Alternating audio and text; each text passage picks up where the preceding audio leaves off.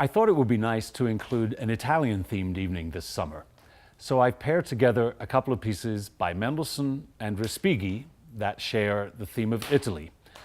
Mendelssohn's Italian Symphony is a wonderful, genial, and open-hearted souvenir of a trip that he took to Italy, composed in Mendelssohn's classically clean style with bouncing rhythms and a wild finale based on an Italian dance, the Tarantella. Respighi's The Pines of Rome is an altogether different piece, and it reminds me of those old movies and TV shows that I grew up with watching in the 60s, and the tagline will be at the end, filmed in glorious Technicolor.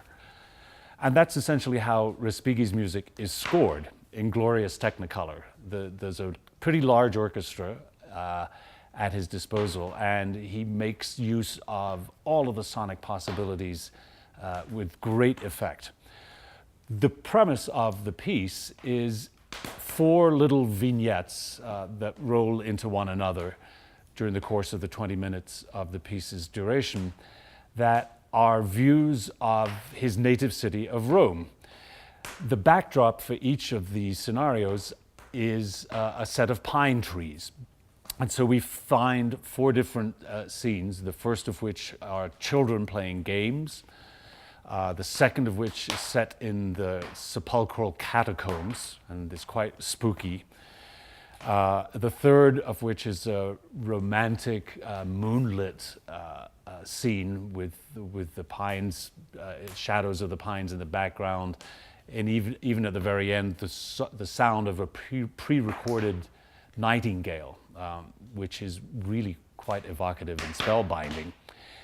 And it, in turn, spills into the last movement, which is really the big finish, and a magnificent procession of a Roman army along the Appian Way, striding toward the Capitol in triumph. And Respighi captures the scene magnificently by setting a sort of a tread of the march of soldiers, very steady but inexorable, and gradually building a massive crescendo by simple means of adding more and more instruments. There's a wonderful theatrical dimension to this because Respighi calls, in addition for the already impressive array of brass instruments within the orchestra, the addition of 6 other brass instruments, 3 pairs of trumpets, trombones, and horns, to be placed at various points in the audience. And these brass instruments indulge in a sort of back and forward call between the orchestra on stage and themselves. We did this about 4 or 5 years ago in the tent, and people thought it was terrific. And if you liked it then, you have no idea how much more effective it's going to sound with these phalanxes of brass instruments stationed throughout the audience.